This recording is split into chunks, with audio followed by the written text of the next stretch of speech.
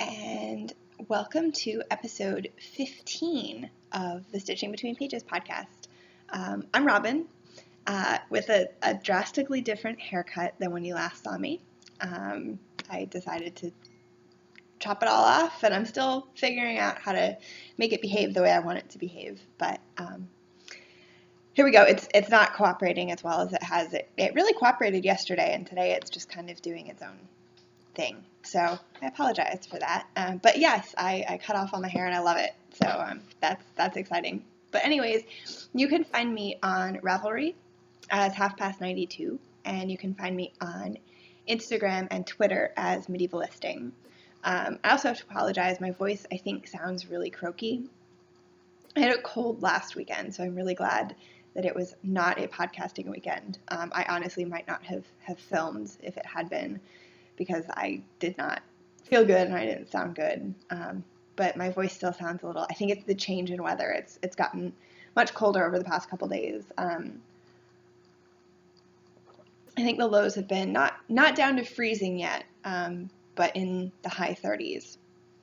And it's Rhinebeck weekend, and I think there was some snow at Rhinebeck that I saw on Instagram, which is pretty cool. I hope that everybody who went to Rhinebeck had a wonderful time. From everything that I've seen on Instagram, it looks like it was an amazing experience, as I'm sure it always is. And one of these days, I hope to get there myself. But this was not the year, so that's all right. That's all right. So I have actually a lot to talk about today. I'm filming a little bit earlier in the day than I normally do, in hopes that I can get better light. But I'm probably going to film this and then do some reading and then upload it later. So it'll still be up in the evening, but I'm hoping that the light is a little bit better than it was last time. So let me know if you notice a difference in the quality of the video because of the difference in the time of day. And if you do, and if it's better, then I will keep filming a little bit earlier in the day. So yes,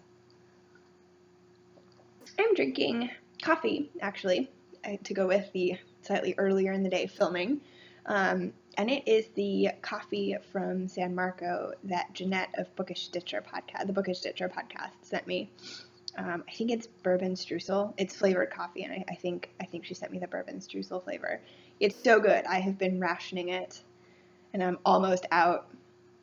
So I might have to. I think you can order online, but it would be fun to try some of their other flavors. I don't drink a ton of flavored coffee, but this one is amazing. So. All right, I have a finished object, and when I was putting together what I had to talk about this week, I thought, wow, I really haven't done a whole lot of knitting. I haven't done anything on my striped socks, my rainbow socks. Nothing. Not a single row has happened since I last podcasted. And then I realized, wait, I have a substantial finished object, and that is where all of my knitting time has gone over the past couple weeks, because I finished my Strand Hill cardigan. And so here it is. If I'd planned ahead, I'm going to wear it underneath on top of a, can you tell I haven't had my coffee yet? On top of a gray long-sleeved shirt, just like a simple gray t-shirt. Since it is getting chilly outside, but I do want to wear it before, even though it's really more of a spring cardigan. And you can tell that the lace really blocked out absolutely beautifully. I want to wear it before I probably am going to put it away until springtime. But I do want to wear it. So I'm going to wear it over top of a gray long sleeve t-shirt. But I wore my gray long sleeve t-shirt yesterday. So I'm doing laundry today, so I will have it to wear this coming week. But that was poor planning on my part. So anyways, I'm really pleased with it. I was a little bit worried that the sleeves were going to be big, and they still look big to me, but they don't look big when I'm wearing it. So maybe I just have, a no good sense of how much fabric is needed to go around your shoulder. I also have comparatively wide shoulders for my size. So, yes, so I knit the smallest size. I figured it out in the end. And I knit it out of Knit Picks Stroll fingering in the Dogwood Heather colorway. I used, oh, I don't have the leftovers over here. They're over somewhere over there in my knitting basket. But I have a little bit left over. I probably have, I used 3 50-gram skeins. I probably have 15 or 20 grams left, and I've already crocheted up a little square for my blanket out of the leftovers. But I do have a little bit left over. So let's see here. I think when I last showed it, I still had to pick up for the button band, which all the around the sleeves, around the bottom, and the button bands are seed stitch, which is really pretty. It's a nice texture complement to the lace, I think. So I did that. That took me a couple of nights because those were long rows. And then the sleeves, and each of the sleeves took me a night. Not even a night. I did one sleeve per night, and a little bit of other knitting as well. So I'm really pleased with this. And it didn't grow too much. It's a superwash yarn, so it didn't grow too much when I blocked it. Just a little bit lengthwise, as much as I'd been hoping it would. So it now sort of just hits just below my hip bones instead of at my hip bones. And I like a little bit of a length in my cardigans. So yes, that is off my needles, which is really exciting. I looked on Ravelry. It took me 2.5 months. I didn't think it had taken me that long. There were a couple of periods where I didn't knit on it very much. I'm sure you remember. So that is my sole finished object. I was really hoping that those rainbow socks would be done, and I don't know why they're not. Like it's really silly. I have the heel and the foot on the second sock to finish, but I have been knitting a lot of socks lately, and so maybe I just need a break from socks. I have been wearing my hand knit socks a lot lately, which is really great. And I do want to knit a couple of pairs of socks for Christmas. So I'm allowing myself the break now so that I can manage to get, I think, exactly 2 pairs of socks between now and Christmas. I'm not sure how much Christmas knitting I'm going to do this year because I don't have a ton of time for knitting anymore. Like I did, I had a lot of time last year. I was working, so I had all my evenings and weekends to myself. I'm working now, but I don't have as much time to myself anymore, which is fine. I love what I'm doing, but it does mean that my knitting time is much more limited than it used to be. And I'd kind of rather knit things that I want to knit instead of the things that I feel obligated to knit so that I can give them as Christmas presents. I love giving people knitting, but I don't love the rush up to Christmas gift knitting. So maybe I'll just give knitted things as and when I feel like it instead of setting myself the December 25th deadline.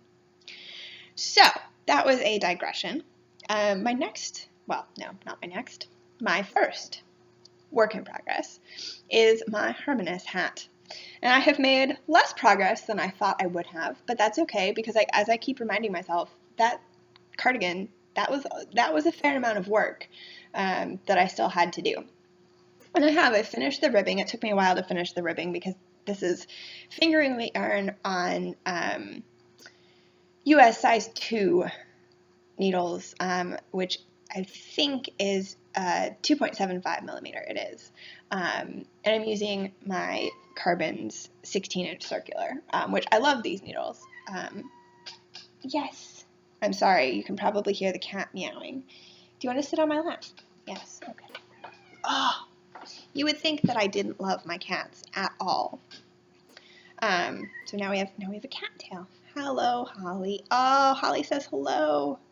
Hello. Where was I? I don't remember where I was. So I finished the ribbing, which took me a while because it was uninspiring. 2x2 ribbing, and it was 120 stitches. And then I'm knitting, there's an option to knit a beanie and an option to knit a beret, and I'm knitting the beret option. So then you increase substantially, I think up to 192 or 196, more than 190 and less than 200 stitches. To do, I guess it's kind of a lace pattern. There's some yarn overs. Um, so I think I've done about 10 rows so far of this sort of diagonal lace pattern. And I'm pretty sure that then it starts going the other way, and then it goes back this way, and then it goes back that way, and then you decrease for the, it's a paid for pattern, so I don't want to give too much away. It's designed by Gudrun Johnston. Should have said that as well. So, but I'm really enjoying it now that I'm on the pattern section. And I realized about 5 rows into the pattern that you were supposed to switch to a US 3 after you finish the ribbing. And I did not do that. And I did not want to rip back, and I did not want to switch needles once I'd already started. And I really don't feel like it's going to make that much difference. So I'm just going to keep going, and the whole thing is going to be knit on US 2s. So that is that. I am using Brooklyn Tweed Loft, which I love. I think it's really great yarn. And I do kind of want to knit a garment out of it. I haven't used Shelter yet. I think I said this last time. But I've knit 5 or 6. This is my 5th or 6th accessory project out of Loft, which is, I think that makes Loft the yarn that I've used the most, or for the most projects. And this is the Almanac colorway. It's a beautiful sort of dark blue. Not navy, but kind of a rich, maybe dark royal blue. I don't know, I'm bad at colors. It's really pretty. So that is that project. And I need hats now. I can't, I need to start carrying a hat with me. My ears were cold. I was walking home after sunset yesterday, and my ears were chilly. So I really need to, I need hats. Okay. So my other work in progress that is actually on the go that I have to show, because like I said, nothing happened in my socks, on my socks. I'm going to show you my little crocheted granny square blanket, because I've added, let's see here. Yesterday I added 4 squares, and I have another, 7 crocheted up to add. So it's definitely expanding. So this is the last one I added, and then I added the 3, this one, and that one. And as you can tell, I am not woven in the ends. I used to be very diligent about weaving in my ends as I went, and I have since gotten less diligent, and I think I'm okay with that. I don't mind weaving in ends, but I feel like it takes me away from the part that I actually enjoy, which is crocheting and putting. I'm not being very picky about which colors go where. I realized that there's actually a lot of sort of pink and purple shades in my blanket, which kind of surprised me because I'm not really a pink person. So this square is from my Castle Socks. It's Knit Picks Felici. This is from the Wool Barn, and I knit my Red Robin shawl out of this one. It's kind of a speckly, I think the colorway is called Bunting. It was on her luxury sock base. And then these 2, gosh, ends everywhere. These 2 are from Jeanette. She sent me some mini skeins, some Space Cadet mini skeins. So I have 4, and I wanted to put them near each other, but not all next to each other. So I did these because there's a lot of sort of pink and purple shades going on around these 2. And then I think I might put the other 2 like here, or maybe here, or maybe here. So yes. So I'm now on the way to making this 2, 4, 6. So this is now 9, it's 9 squares this way. There's 1 square that makes it the 9th, but I'm sort of going in a spiral. I've explained this before, until I decide that it's a good length, or a good width one ways, and then I will just make it longer. I'm not there yet. This is one of those projects that I'm just, as and when I feel like working on it, I'm going to work on it, and it will probably be done eventually.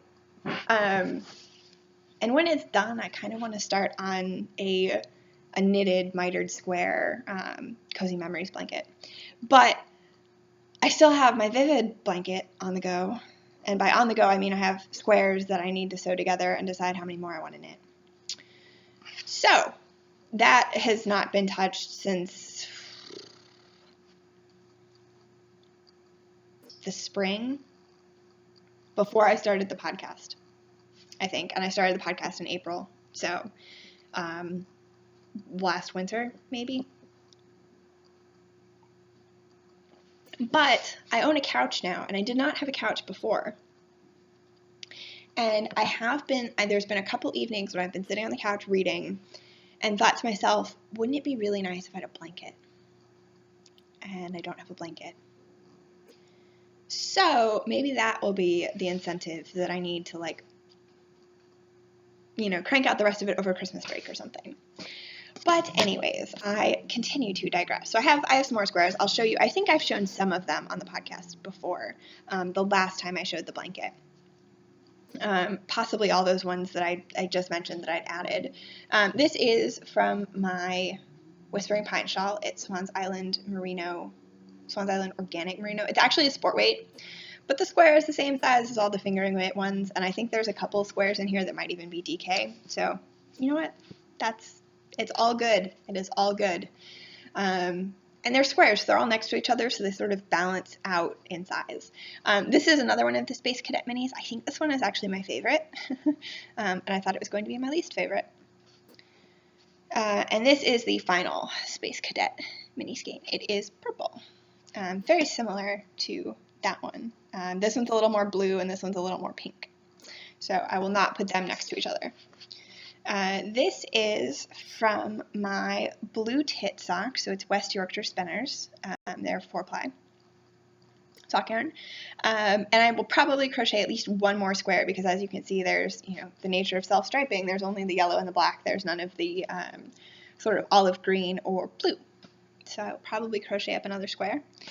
This is, funnily enough, Dogwood Heather knit pick stroll from my cardigan. This is Miss Bab's Coffee Break from my Raina shawl. And this one is some yarn that I got in a swap a while ago, and I thought I'd crocheted up all of the yarn that I received in that swap, and then realized that I had not crocheted up this one, which was a shame because it's really pretty. Kind of reminds me of a watercolor or like a Monet water lilies painting. And so the reason that I've suddenly decided to work on this again, this project, will become clear when I talk about acquisitions. So I made notes last night because I knew that I was going to be, I'm always thinking about 10 things at a time these days, and so I decided to make notes so that I didn't forget anything because I knew I had a lot to talk about. So I do have a couple of projects that are imminent. Lots of people call these needle adjacent projects. I'm going to go with imminent projects because I like that better.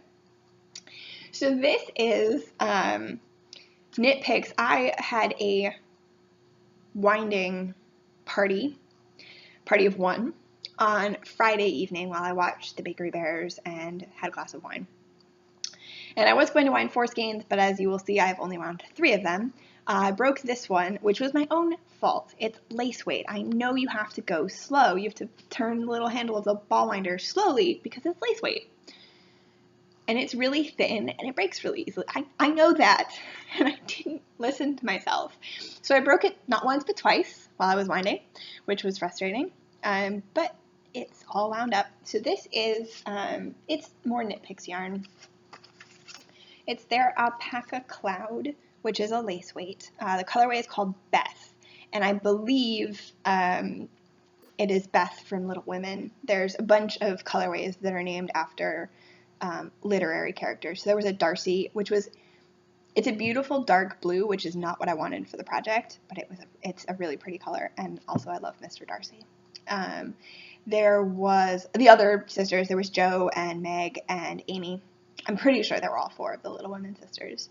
There was probably an Elizabeth. I think there was Heathcliff and Kathy from Wuthering Heights.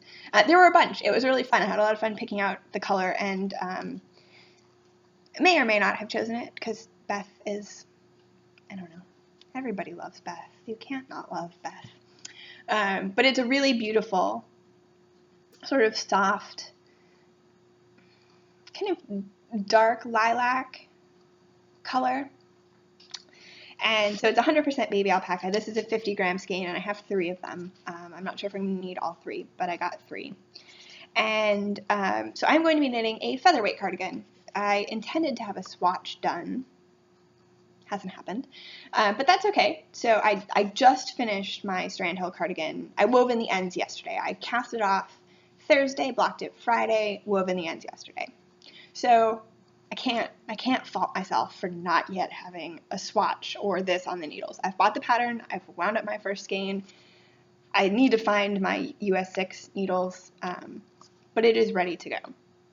So the other thing that I wound yarn for, and if you follow me on Instagram, you'll have seen that Danny from Little Bobbins convinced me it was not difficult. She posted a photo collage on Instagram of some different color combinations she was thinking of for the Stephen West Mystery Knit Along that is coming up. I think the clues are in November. I think the clues come out in November because it was just announced this week. But she posted some color combinations, and I said, oh, this looks like so much fun. I did the West Knits Mystery Knit Along 2 years ago. So that was, I don't remember the name of the shawl because last year was Exploration Station, and I would like to knit that one. It looks like a really fun knit.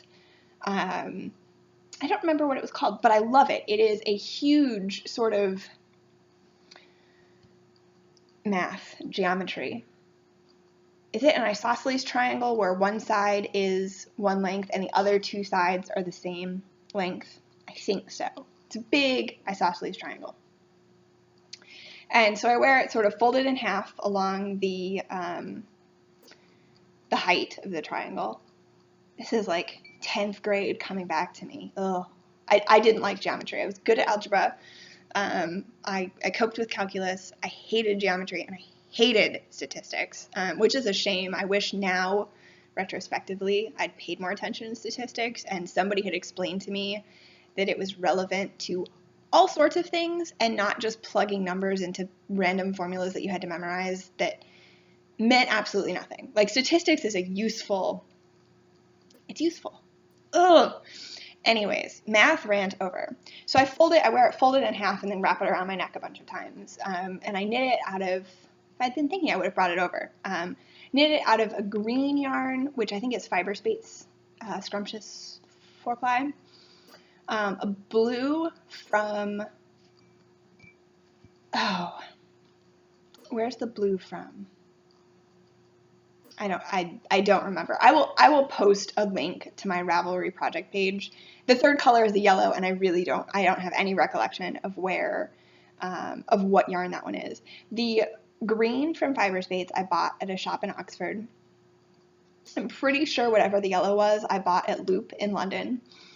And then the blue I bought at a yarn store at Looped in Washington, D.C. So it was sort of like a memory exercise of all these places that I really love. I knit it during my senior year of college, so that was 2 years ago. Again, I've just given away how old I am.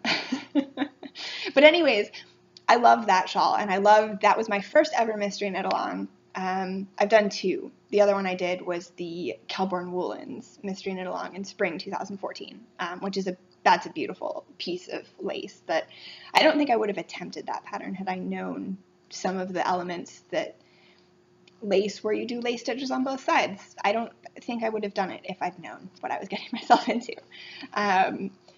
But I didn't do the West Knits Mystery Knit Along last year, and I'm sort of indifferent to Stephen West as a personality. I love a lot of his older patterns. I've knit Daybreak, the Daybreak shawl. I'd really like to knit a Barndom. I think I actually bought the Barndom pattern because I love it, and I just haven't found the right yarns to knit it yet, or the right combination.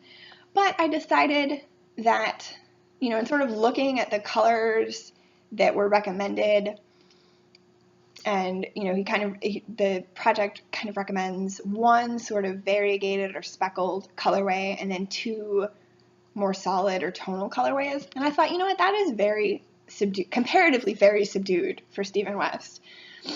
And it would be fun to do a mystery knit along, even though I don't think I will manage to finish in the month time. You know, I know that I will get behind, and I'm totally okay with that. It'll still be fun. I'm awful. I always spoil myself for what the clues are going to look like anyways. I'm just really not I'm not good at being patient like that. So I had to look through my stash, and I thought, you know what, if I find some things that I like, I'm going to go with it. And, you know, if it's stash yarn, it can't hurt, and if I really hate it, I will frog it and knit something else. But like I said, I love the one that I knit for myself from the mystery knit along 2 years ago. I really like the look of Exploration Station, even though I haven't knit it myself. So that's 2 years in a row that they've been good, wearable shawls that have come out of this mystery knit along. So I had to look through my stash and posted 4 different options on Instagram, and thank you to everybody who weighed in. I don't think I went with the most popular. It was not a popular vote, but it was really fun to get everybody's opinions and feedback and to hear from all of you. So, you know, thank you if you voted or had an opinion. I really appreciate it. I kind of knew when I was taking the pictures, one of the combinations was like, this is it. So I kind of already knew, but I thought it would be fun to post the different options anyways. And one of the options, I didn't bring the skeins over, but it's a beautiful sort of bright blue and kind of a rusty goldy brown. It's 2 skeins of a single ply merino fingering from Kismet Fiber. I forget if they're Kismet Fiber Works or Kismet Fiber Arts. But I bought those skeins 2 years ago and intending to use them in a project together. And I think having looked at the yardage requirements for the mystery knit along, there's a couple of skeins that I'll only use maybe 2/3 of the skein or half the skein or 3/4 of the skein, so there will be a lot left over. And these 2 skeins, I'd rather use them the whole skein.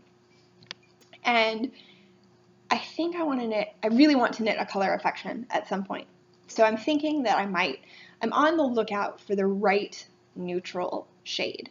And I've been thinking sort of a brown or a cream, and I forget who it was on Instagram, but I mentioned this to them that I wanted to do a color affection, and they suggested a gray, which I hadn't thought about. And the more I'm thinking about it, the more I think sort of a really light gray could be really pretty. So that means that I need to, you know, keep my eye out for a good light gray skein of yarn. That will be perfect. But anyways, let me show you what I have. This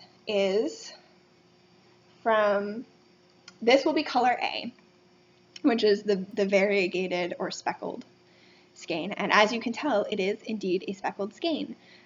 This is from, hang on, let's see here. I think the color is a little bit better over on this side.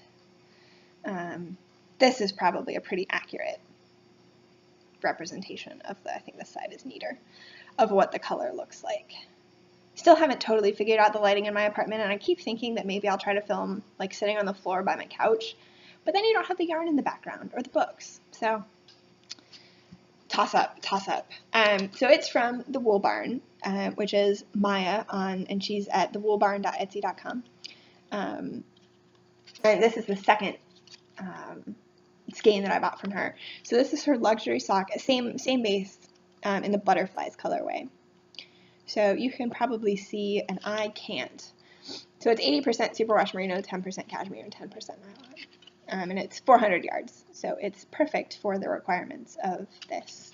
I'll show this side one more time, of the mystery knit along. So then my color B, and this was, oh man, I don't know what it was. This wound like a charm. I had absolutely no problems. This was the last skein I wound. No problems. This, it did not want to wind. There were tangles in it. It was terrible. Kept having to stop. Ugh. And it was, whoever had sort of, you put it in a circle, God, the technical terms, right? And then you twist it and skein it. And whoever had put it into the circle, it was substantially longer, so my my Swift was all the way open and it kept falling off. It was so frustrating. I don't know what on earth. The yarn is gorgeous. Thank goodness the yarn is gorgeous. It's sort of I don't think the camera is doing this much justice, but it's kind of a really rich charcoal, slightly tonal, variegated charcoal color. And I got this in a sale at one of my old local yarn stores. It is Jilly from Dream in Color, which I've never used. It's a single ply. I believe it's 100% merino. Yep, it's 100% superwash merino wool, 440 yards, hand dyed in the USA. So there's let's see, does it say what color it is? Oh, it does. It's basalt. Basalt. So I wasn't too far off with charcoal, right? The third skein that I have is not even wound yet because I don't know if it was because it was late on a Friday and I have no clue. But it was just not. It was tangled, and I just didn't have I didn't want to figure it out, so I gave up. So it's going to be color C, so it can sit and think about itself for a while, and maybe then it will cooperate.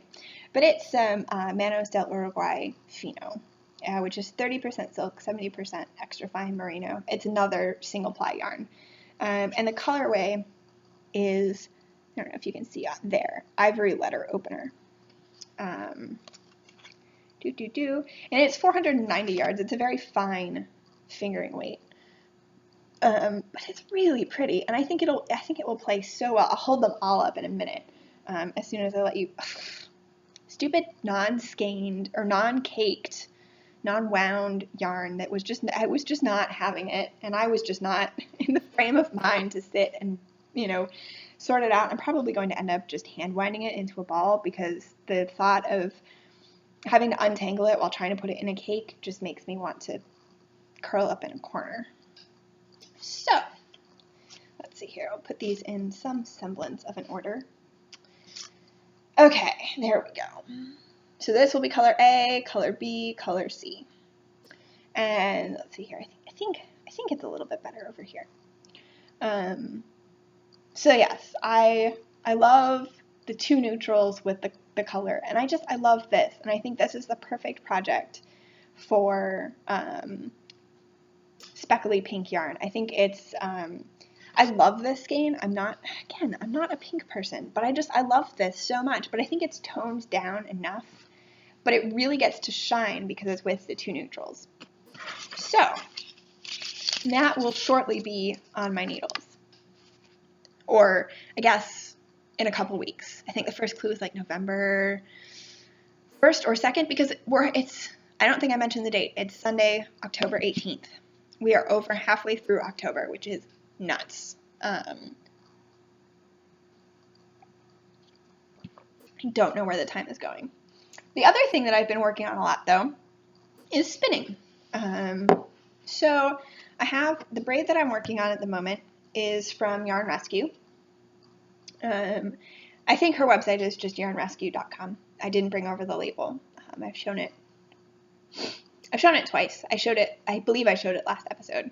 But this is 100% Polworth in the eggplant colorway, which has some really beautiful sort of dark purples and spots of bright orange, and also a lot of neutrals, which I'm realizing as I'm spinning, and I'm really enjoying it.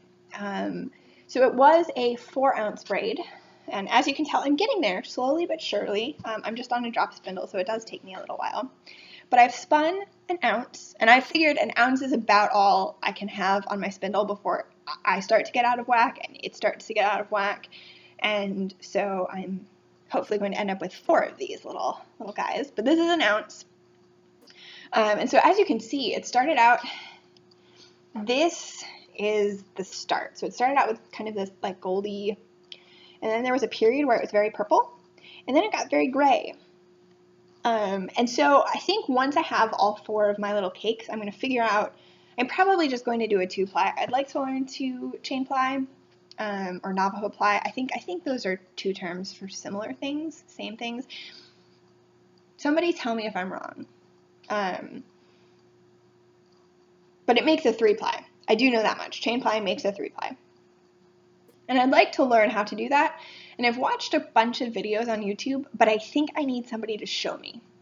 I don't think that is something that I'm going to be able to learn by watching somebody else on a video. I think I need somebody to say, like, here is what you do with your hands. And once I see it, I think I'm going to get it and it'll be fine. But I think I need to see it. But once I have my four, theoretically I should end up with 4 relatively even cakes, of 1 ounce each. And my spinning has gotten substantially more even. It's far from perfect, but it's getting there. And then I will figure out which ones to ply against each other to make the nicest skein of yarn. Because I'm doing nothing, I'm just pulling and seeing what happens. So I've spun about half of the 2nd ounce. So there's about half an ounce on my spindle. And as you can see, it is all gray at the moment. There's like hints of green and hints of eggplanty purple, which probably are not showing up. But yeah, I'm really enjoying spinning this. It's my shocked drop spindle. So that is that. I haven't spun in a couple of nights, but there was probably a good week where I was spinning for half an hour every night, which was really nice. So then I decided I needed to do some knitting. So I did. Okay, I think that is all of my works in progress and almost works in progress. Yes, it is. More coffee. I'm a French press. I use a French press to brew my coffee. I don't have a coffee pot. So I want one of the fancy, is it Bodum ones? But right now I just have a little OXO. And it does the job, and it makes the perfect amount of coffee, which is why I have it instead of a coffee pot that takes up so much more space. And I will never drink a full pot of coffee. I start vibrating, shaking, and bad things happen. So it's about 1.5 cups in a big cup, or 2 cups in smaller cups. And that is the perfect amount of coffee to get my day going. So, next up is acquisitions. And I promised that I would show you guys, I split up what I got from Vogue Knitting Live 2 weeks ago. Showed you the yarn last time and my adorable vintage buttons. So this time I'm going to show you the fiber that I got. So the first fiber that I got is some alpaca, which I'm going to give it a shot. I have only ever spun with things that come from sheep, and I've only ever spun with a merino blend and Woolworth. So this might be saved for a little while. But I just had the nicest conversation with this woman. So I was going to buy something anyways, but then we had such a nice conversation that I was like, yes, I'm going to buy things from you. But it's from Pronking Acres Alpaca Farm up in Michigan. She told me it's near Kalamazoo, Augusta, Michigan. Penelope Brooks is the owner, and so here is one of her alpacas. Isn't he cute? He's so cute. Or she, I don't know, it could be she. But you can see all of the ways that you can get in touch with them. She has a website, which is pronkingacres.com, and I'll put links in the show notes as usual.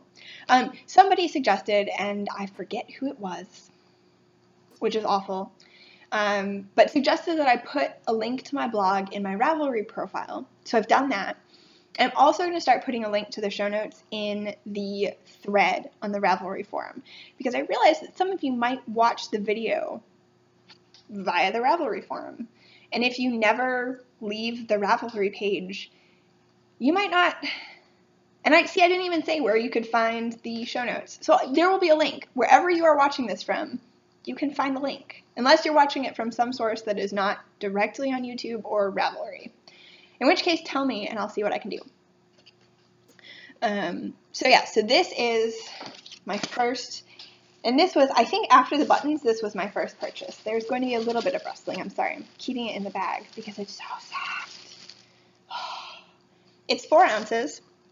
It's gray. And it's like the softest. Oh, I just want to pet it all day long. So she had a bunch of beautiful different natural colors, and this gray just called out to me. Yep. So it's mine now. Let's see here. Gray.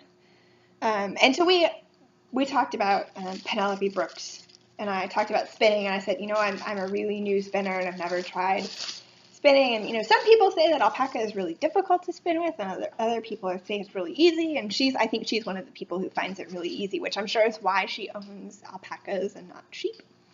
There's probably other reasons. She had fiber, and she also had yarn, which is spun. I think it's spun locally, and then she dyes it. But it was really pretty. She had some gorgeous natural shades, and some of her dyeing was just also really beautiful. So I definitely recommend checking them out if you are into alpaca fiber at all. But I thought, why not give it a go? And the price was really good, and we talked about it. So she is a computer scientist by training. She's a PhD, and so we chatted about PhDs and fiber, and it was just really nice. I loved that was one of the best things for me about going to Vogue Knitting Live, was just talking to people. So that is one fibery acquisition. The other fibery acquisition was from Wolverine Fibers. That's Wolverine with 2 O's, which is rather clever. And as you can see, as I hope you can see, the little sheep has like the Wolverine claws, like Wolverine from X-Men. So that is really funny. I think it's really funny. And she's on Etsy as well. Diane is on Etsy. And there were a couple of women working in the booth, and I'm not sure which one of them was Diane, the owner. But one of them was spinning this braid that she dyed, and it was beautiful purples and golds. And if she'd had one for sale, and she said that, I asked, and she said that she'd only dyed the one that she was spinning. It was just the most beautiful color combination. So I was inspired, but I was inspired by her purple. And they had so many different, lots of solid shades. And all different fibers and all different, they had like 6 or 7 different purples. And they had a few variegated braids, but I don't know. None of them grabbed me as much as the range of solid colors that they had. So and they were all 2-ounce braids. So I got 2 different 2-ounce braids. So I know I won't get a whole lot of yarn, but I think they'll be really fun to spin. So this is the first one, and this is 2 ounces of merino, and the color is called, you can see how much I paid for it, 2 ounces of plum. The colorway is called plum, which I think is absolutely accurate. I hope you can get a sense of what the color looks like. I'm going to try holding it in like 6 different locations, and so you can see it. And the other one that I got, and I'm really excited about this one, is 2 ounces of Corriedale in the Periwinkle colorway. So this one you can probably get a better sense of what the actual color is. It's much lighter. There you go. That's what it looks like. And so it's Corriedale. So let's see here. We have these 2. Oh, there you go. That's a pretty good representation of the color, which kind of look, this one is sort of somewhere in between them color-wise. It's a little bit darker than this one, a little bit lighter than this one, but they're sort of all in the same family, which I just realized. So there we go. That's what I got. So I'm not sure what will happen when I spin them, like what I'll end up doing with them. But yeah, this is another shop that I definitely encourage you to check out on Etsy. Neither of them, I hadn't heard of either of them before. So that's always really cool when you hear of, I bought the sock blank from Leading Men Fiber Arts. I'd never bought anything from Leading Men Fiber Arts, but of course I know who they are.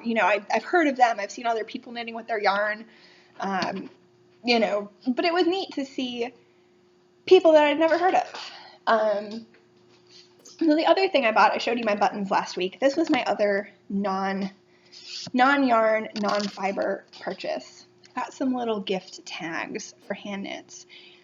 Is that not the cutest thing you've ever seen? Oh, so cute. The little sheep with her little knitting basket, and she just looks so peaceful. And then on the back it says, made especially for you by. And it's plenty of space, so, I could write, this is 100% superwash merino. You can wash it in your washing machine on a cool setting, cool delicate setting, or this is, cashmere, please only hand wash it. I've never knit with, one of these days I will knit something with 100% cashmere. Today. 10% is about all I can afford. So these were designed by Knit Ba Pearl. And you can see they have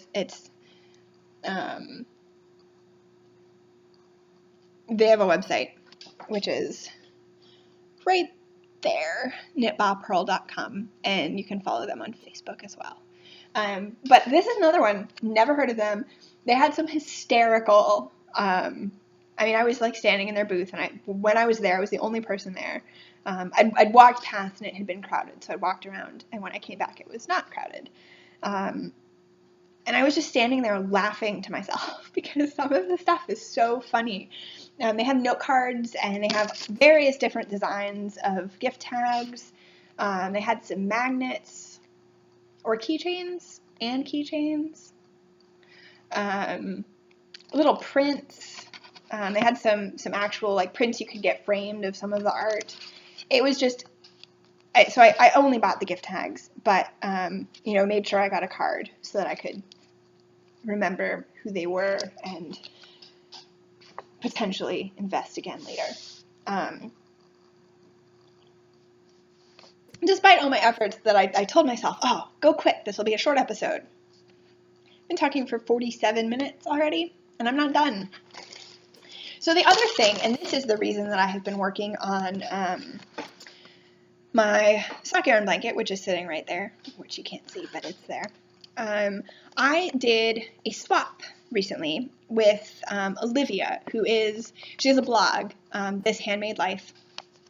I'm going to follow her on Instagram. Her pictures on Instagram, Olivia, your pictures on Instagram are so beautiful. I'm always envious. And she does gorgeous embroidery as well as knitting.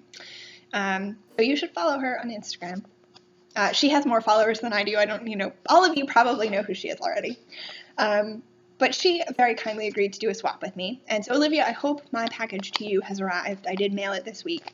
I was going to mail it Monday, and then Monday was Columbus Day, and I forgot that was a thing that the federal government closes down for. See, if I was in D.C., I would have remembered, but I didn't get Columbus Day off. The postal workers deserved a day off. So she sent me on all of her it was like airmail themed. It was so cute. She sent me this lovely note and this little airmail themed. I love the airmail. I love stationery. I don't know if that has ever come across, but I love sending letters. I love receiving letters. I have a whole collection of note cards. I really love stationery, so it's always really exciting to me when I get exciting stationery. And then I was going to take it out of the package, but look, it's so cute, more airmail themed. So this is a lavender sachet, and when I opened the package and I opened the little plastic bag that had the yarn in it, it was like a cloud of lavender. It was amazing. So I'm going to put this in now, probably with my fiber, I think, because that seems like a good place for it. And, who doesn't want their fiber to smell like lavender? So Olivia sent me these gorgeous, gorgeous minis. And they're all wrapped on these little tags, which I love. So there's these, and I have no idea what any of these are. But I really love this one. It kind of reminds me of like a sunset, an ocean sunset. And I really love this one, which has some fun speckles going on. There's bright pink, bright blue. So yeah, I've resisted. I want to crochet all of these into my blanket, but I resisted so that I could show you guys because how she packaged them is just absolutely charming. I really love this one too. I have no idea what it is, but it's beautiful. This one I suspect is Tosh Merino Light. I don't know what color. It's a beautiful pale pink. And these three all the same? I mean, obviously they're not the same color, but they look like they could be the same yarn. Maybe not. No, I'm looking at them from a different angle, and I don't think they are. But I love this one. I love these sort of like, this is such a vintage looking shade in my mind, and I love those colors. I really like these two. I don't know if I'd want them next to each other, but in sort of a constellation with other colors, that could be really pretty. So that is that. And now I can crochet them into my blankets. Happy days, happy days. Sorry for the, everybody always apologizes for rustling, and I know there are some people out there who genuinely don't like that sound. I don't like the sound of scrapey styrofoam. When two pieces of styrofoam rub past each other, it is like claws on a chalkboard to me. I hate it. But I don't mind. I like the sound of rustling. So apologies to those of you who don't like it, but I like it. So, and I wanted to show you the packaging. Otherwise, I probably would have taken it out because that is a really rustly bag. So let's see here. Oh gosh, I've been talking for almost an hour, but I do want to keep going a little bit longer. I am done talking about yarn. So if you are only here for the yarn, and I know some of you are probably only here for the yarn, that's over. I have gotten 2 questions this week. And one of them I actually received, and I have to apologize. It was sent to me on YouTube, which is totally fine. But I forgot about it when I podcasted last time. So over the past 2 weeks, I've been thinking, must not forget about this question, because it's a really great question, and I want to answer it. Oh, I'm sorry. I just shook my entire desk, and therefore also my laptop. Don't want to make anybody seasick. And I don't remember who it was, and I wasn't going to say their YouTube username anyways, just in case. You know who you are.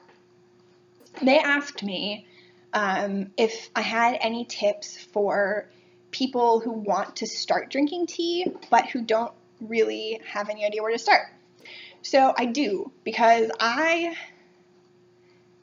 let's see, I was in high school when I really started drinking tea. So that's, for me, comparatively recently. It's not like, I didn't grow up in England where they sort of, you get like tea and milk when you're, a really little kid.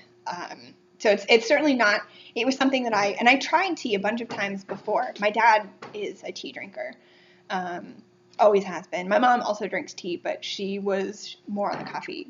I always thought if my dad drank tea and my mom drank coffee.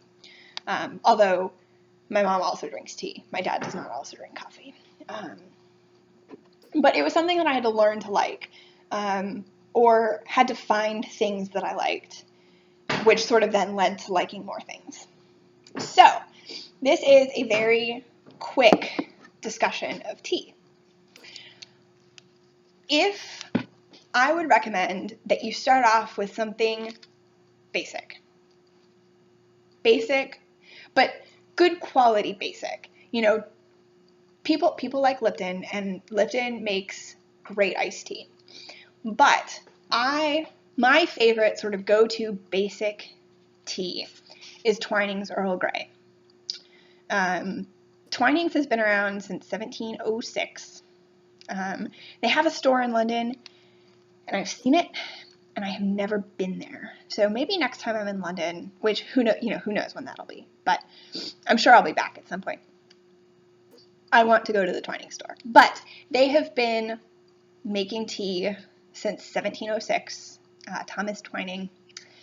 And they still sell their, and so this tea is approved by the 6th Earl Grey. So Earl Grey, if you don't know, is black tea that has bergamot in it, which is a citrus flavoring, I think, but it's very mild. It's more, to my mind, it's more of a scent than it is a really distinctive taste. And so this would be a good thing to start out with. Darjeeling is another good sort of basic-y black tea. And what I would recommend is, number one, don't let it steep for too long. I am queen of just leaving my tea bag in the cup, but really you should let it steep for 2 to 4 minutes. And I think all of the Twinings teas give you a recommendation on, when you open it up and there's the little tag, there's the tea bag and then there's the string and the little tag. And I think all of them tell you how long you should ultimately steep it for, or ideally steep it for. And don't be afraid to you can put in sugar into your tea. You could put lemon. I think Earl Grey is traditionally, I drink all of my tea as it comes. I don't sweeten, I don't do milk. My mom really likes Lady Grey tea, which is kind of like I think it's a recent innovation. It's like Earl Grey tea, but it also has orange in it. And she puts milk in that. So, try different things. And Twinings you can get a box of 20 tea bags for like $3. So it's not a huge investment. I know there's some teas that just cost so much, it's like $9 for 20 tea bags. And that's ridiculous. Don't spend that much money when you're trying to figure out what you like, unless you want to. But that's where I would start. But if you've tried black tea and you're like, this is not for me, but I still want a warm drink that's not coffee or hot chocolate, another thing you could try is herbal tea, which is, as we all know, not technically tea, because tea it's a plant, tea leaves. So therefore, this is more of the word tisane. I think that's the word I'm looking for. I just happened to grab this box out of my cupboard because it was the one that was easiest to get to. But there's a bunch of different celestial seasonings. This is another good. They have an almost overwhelming number of herbal teas. But they're, again, really reasonably priced. So I think that's what I would honestly recommend most, is that you should try a bunch of different things. And so don't spend, you don't need to spend $9 on this beautiful tin of tea bags if you don't know if you're going to like it. That's not necessary. You should be like, a cup of tea should cost you pennies to brew in your house. So this one I happened to grab. I really like this one. This one has tension tamer. This tells you a lot about me. It has peppermint, cinnamon, ginger, chamomile, West Indian lemongrass, licorice, catnip, tilia flowers, natural lemon flavor. Also hops. Interesting. But this one, it's really nice. But there's also, you can do chamomile. There's just ginger. There's different mint teas. There's all sorts. Just, go and find something that sounds good and just give it a shot.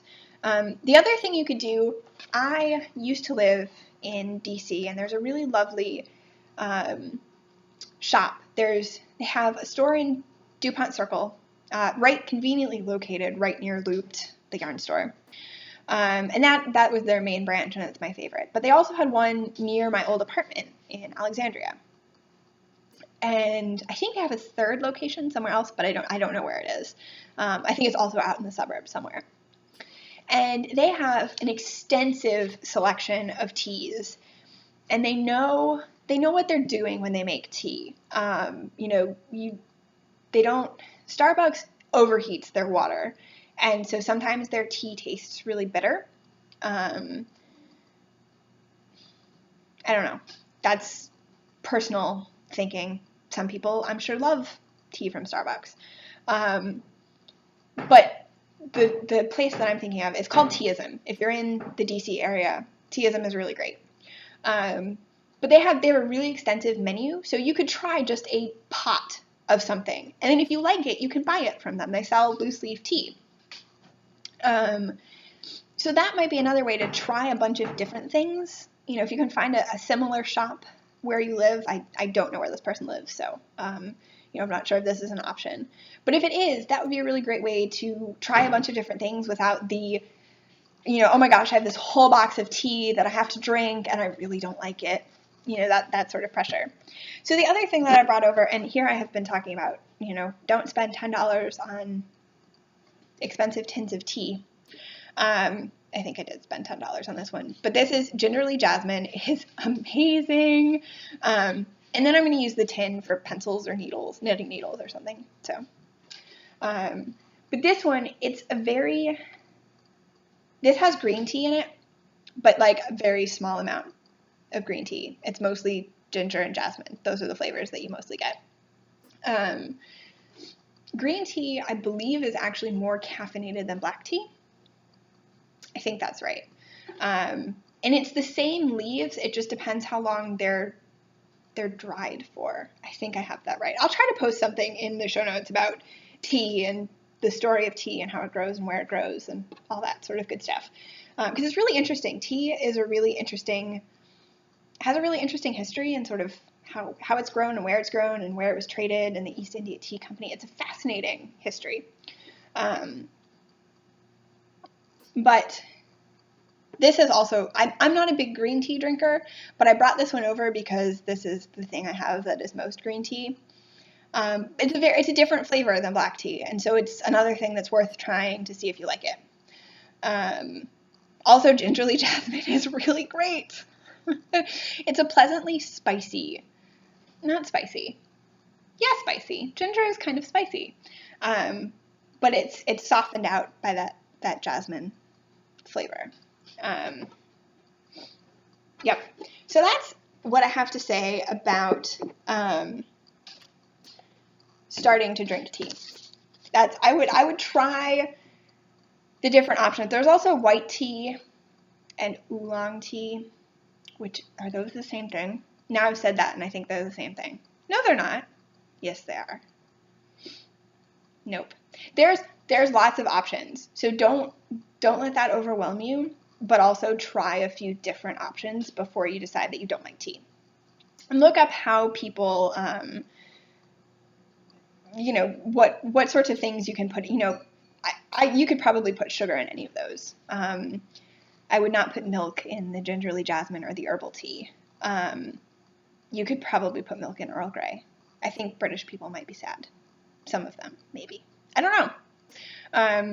I've met a lot of people who are very opinionated about how they drink their tea, and most of them are not actually British. Most of the Brits that I know just mostly drink plain black tea, and they sort of, get impatient and squeeze the tea bag against the side of the cup so that it steeps faster, and then put milk and sugar in it. So yeah, there's lots of options, and you should definitely explore all of the options. And if you have any more questions about tea, let me know. I'm not an expert, but I do really love tea. So I think that's true about many things. I'm not really an expert in any of these things, but I love all of them. So the other question that I received from, oh man, hang on. Let me see if I can look this up real quick. My phone is going to cooperate with my life because I know that I can look it up on Ravelry. Yes, Holly, you jumped down. You did. You jumped off my lap, and now you want back up on my lap. Yes, hello. Hello. Okay. So this question is from Dorothy on Ravelry. She says, hello, Robin. Thank you for making this thread. Since you were talking about languages in your last episode, how did you learn French? Do you have any advice for beginners such as myself who have a difficult time putting sentences together and making conversations? Any books or links would be very helpful. So, thank you for the question, Dorothy.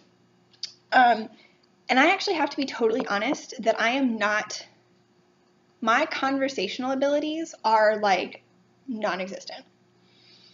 I can go to France, and I can ask for a toilet, I can order food, and I can ask for basic directions. I could maybe have a basic conversation in German, but I couldn't talk about anything technical.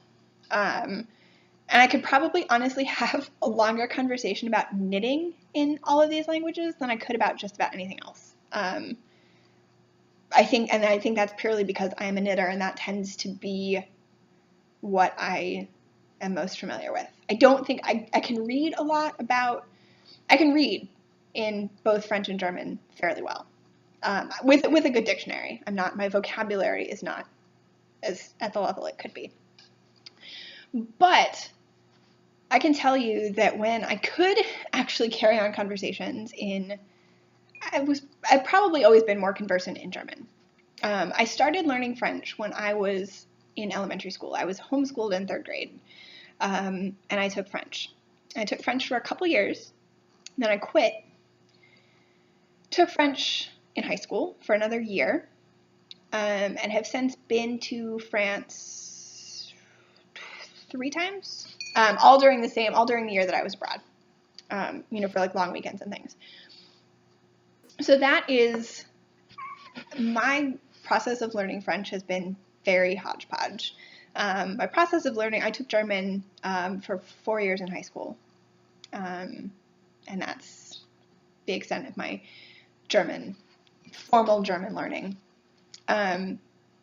So maybe not the best qualified person to answer your question, but I will tell you that what has helped me most is talking to people. So if you can find somebody to talk, it's hard to talk to people because you're always afraid that you're going to make a mistake. But people like Rosetta Stone and people like Duolingo, which I think is a free app for iPhone and Android. Rosetta Stone is obviously tremendously expensive. So I have not tried either of them. But I don't think if your goal is to learn to talk to people, which I think is the most sensible goal for learning language, most people are not going to be reading academic articles like I am. You have to actually talk to people. So, whether you find a friend and you learn together, or you take a class, and I think that would be probably the best way to start out. And I think there's a lot of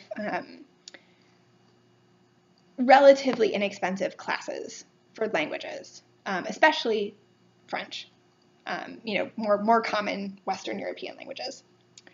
So I will try to put together some links and thoughts in the show notes, with the caveat, as I've said, that I am not actually very conversant in any of the languages that I am familiar with. And part of that honestly probably has to do with Latin, which is the language that I am best at, most comfortable with, which nobody speaks. And actually, that having been said, I will put a link. There's people who are trying to speak Latin the way that the Romans spoke Latin, it's a really neat historical linguistic project.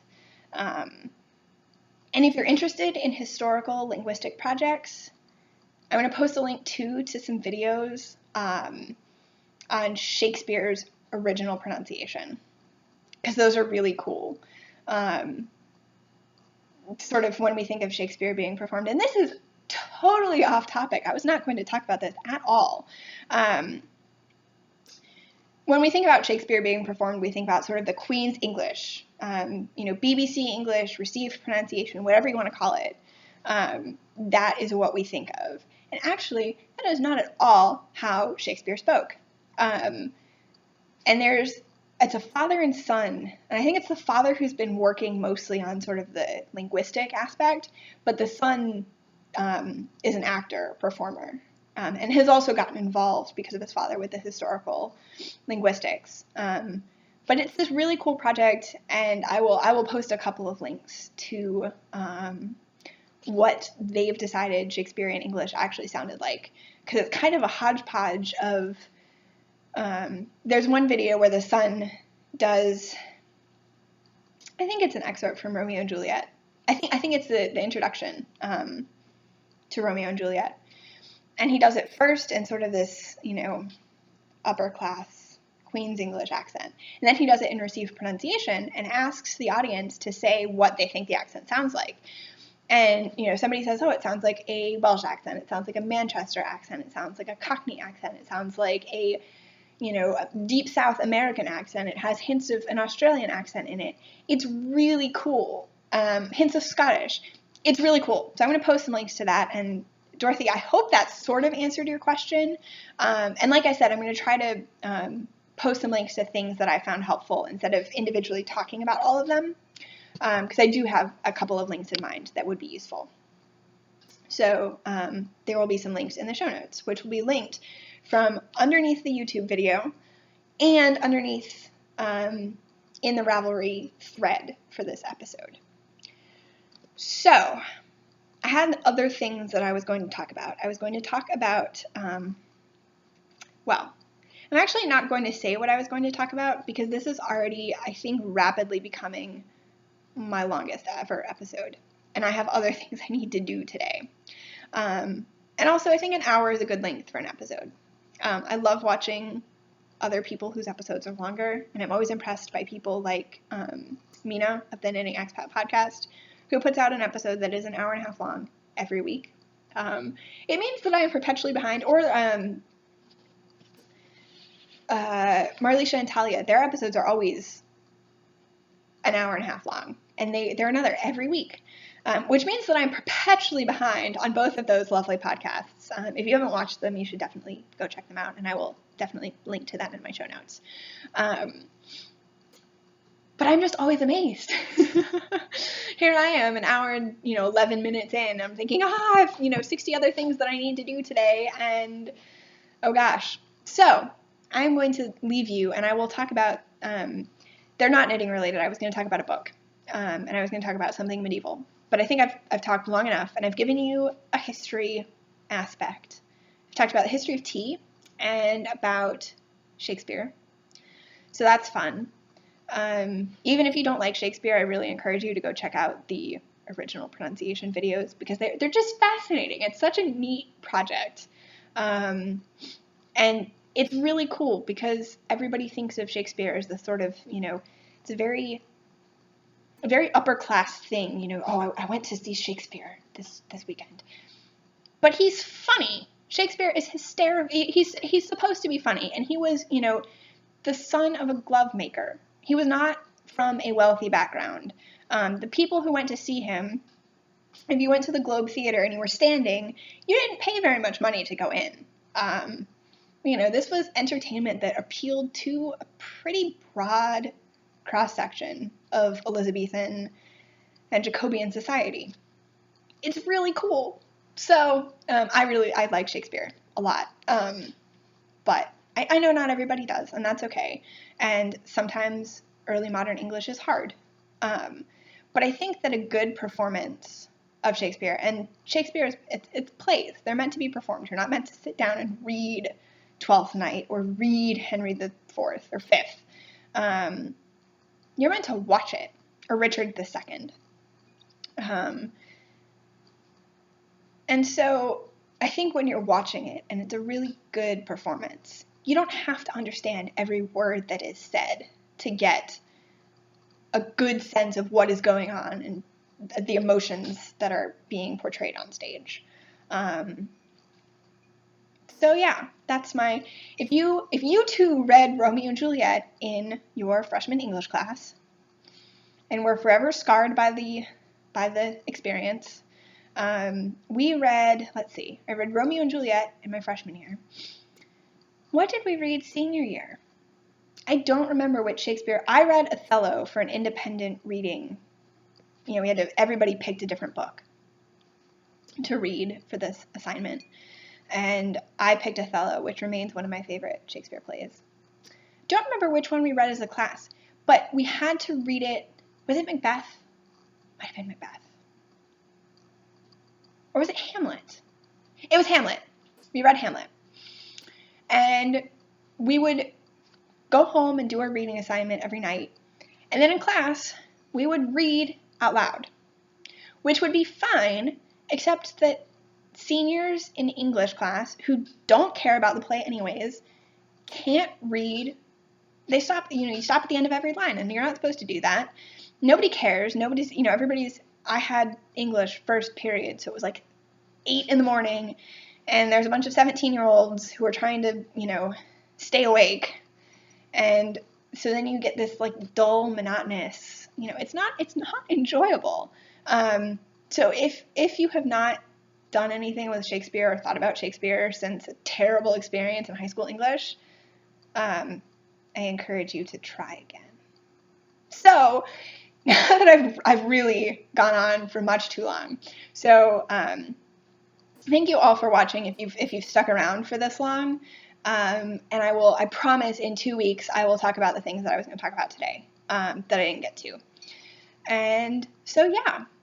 Oh, I was going to ask you a question. I was going to thank everybody who commented on Ravelry about how they use their queue and their favorites. That was a fabulous discussion, and like really, thank you all for jumping in. It seems like everybody has a different technique, and everybody's technique sort of works for them. And I think that's really neat that we're all taking the same basic framework and using it very differently. So my question for you this week, if you've made it this far, if you haven't, I totally get it. What languages do you all speak or read? If you're like me and don't really speak, I wish I spoke more French and German. I can ask for directions and basic things that you need as a visitor to a country. I cannot carry on a good conversation. But what languages do you speak? And if you don't speak any or wish you spoke more, what language or languages do you wish you could speak? Let me know. And on that note, I will see you all again in 2 weeks. Have a good one. Happy knitting. And I will talk to you again soon. Bye.